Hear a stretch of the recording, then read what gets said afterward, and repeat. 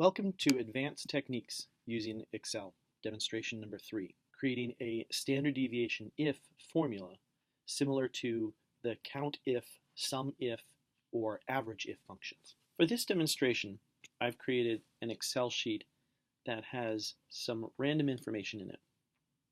In particular, I've created a group value using the random between function, so equals rand between the values 1 and 4. This is copied all the way down, and I've used conditional formatting so it will actually change the colors for the different cells between 1, 2, 3, and 4. As I randomly regenerate this data set, we notice that it's changing the values for the groups, picking values between 1, 2, 3, and 4 at random. Now I've also had it create a random value here using the norm_in function. So I've randomly chosen a value between 0 and 1. Norm_in function is using a mean of 50 and a standard deviation of 10 to calculate a value, and to make my life simple, I've just rounded that off to number 1, and this has been copied all the way down. Now the information's in columns A and B have actually just been copied over into column D and E using appropriate reference function in the cells. And the reason I've done this is what I want to do is randomly generate values so that I can do the appropriate analysis, which I've got here. I'm actually now going to copy the values from A2 through B24. I'm going to copy these, and I'm going to paste them as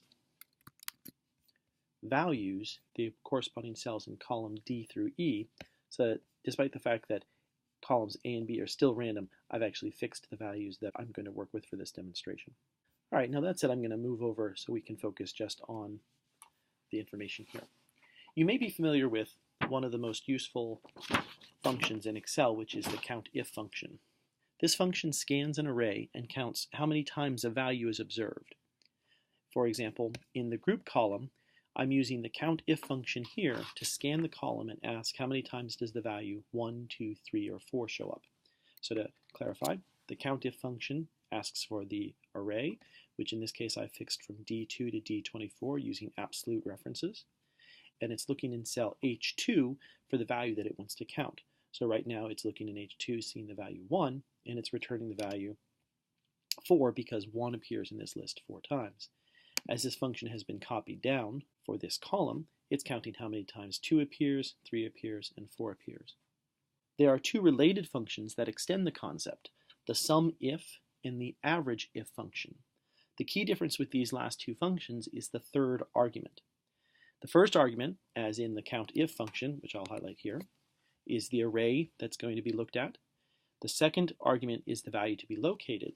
But in the SUMIF argument, you need to provide yet an additional argument, which is the parallel array that is intended to be summed or averaged. So if you notice, it's still highlighting the information in D2 to D24. In that array, it's looking for the values it's finding in H2. And then last but not least, it's saying with those values that it's located, find the parallel information in column E from cell E2 to E24 and sum those values. The SUMIF value sums them, and alternatively, the AVERAGEIF value calculates the average. Of course, we could very easily check that 167.5 divided by 4 is indeed the average. These functions are useful to get summary statistics for subgroups of a larger data set, but if you've calculated relatively straightforward statistics, you'll notice that something's missing. There is no, at this time, standard deviation parallel function. For example, there is no equals STDEVIF if function. If I were to use this, Excel's going to yell at me saying it doesn't know what that actually is. So no function is available, but there is a less than perfect workaround that's available.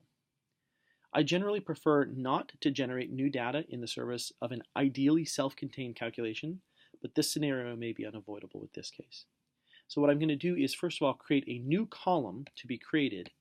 This new column is the x squared, or the square of the data column. So if I notice what I've got in this column here, in column F, is simply the values that I locate in column E squared. With this, we will use the computational formula for the sums of squares, which is used in the sample variance formula, which in turn is used in the standard deviation formula. Looking here, we can actually see this is the sample standard deviation and the sample variance formula. And what we notice is that this formula contains a sum of all of the data and a sum of the square of all of the data. So what I'm going to do now is return and calculate this by column. So the first thing I'm going to take advantage of is, unlike my original SUMIF function, which summed the values looking in column D to see the values that I was interested in for the grouping variable, finding the parallel values in column E, my actual data, I'm now going to use the SUMIF function on column D for the grouping values, but now column F for the square. Using this information, I can relatively straightforward obtain the sum of squares, which is the numerator in the variance formula.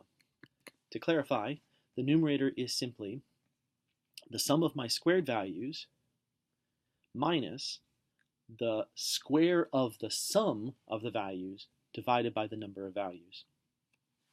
This in turn is divided by 1 less than the sample size, or 1 less than the number of the count,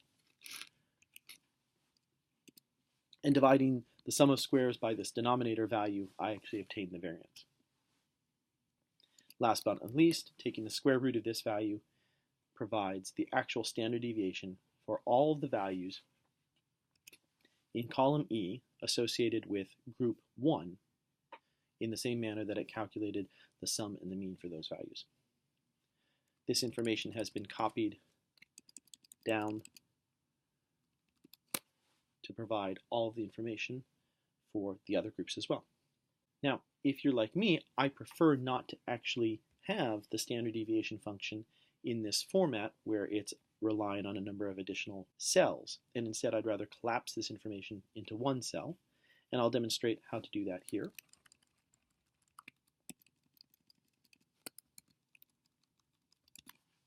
So what I want to do is I want to notice that the standard deviation is relying on the information in cell 09, as I've copied it here. Cell 09 calculates M9 divided by N9. I'll copy that information, paste that here. I'll replace the reference to cell 09 with the actual formula that was at 09. I can now copy and paste this here, and my formula still works. Now I want to do the exact same thing. I'm looking at the information that I have here. This cell is now referencing the information in M9 and N9. I'll start by extracting the information in M9. This is the formula. I'll copy this. I will replace M9, the reference to cell M9, with the formula that was in M9. And I will do the same thing with the formula in N2. Where I see the reference to N2, I'll delete that and paste the information and paste the formula that was referenced in N9. With this done, I can now get rid of these two formulas and my function doesn't change. Last but not least, when I access the standard deviation value, I notice that it's referencing information in a number of cells. I most likely will need the information in cells I and J, so I'll leave those as is, but I don't really need the sum of the squared values. So the cell reference to L9, I'll copy the formula for the cell reference to L9, and I will replace L9 here with that formula, and I can now have my standard deviation value calculated relatively self-contained, where it's referencing the value in cell 1. I can now copy, once that formula has been created, I can copy that down, update my formulas, update the counts in my grouping, and I obtain the number of values in my data set that are associated with each group, the sum of the data values associated with each of those groups, the mean, and then finally the standard deviation of those values. I hope this was helpful. Have a good day.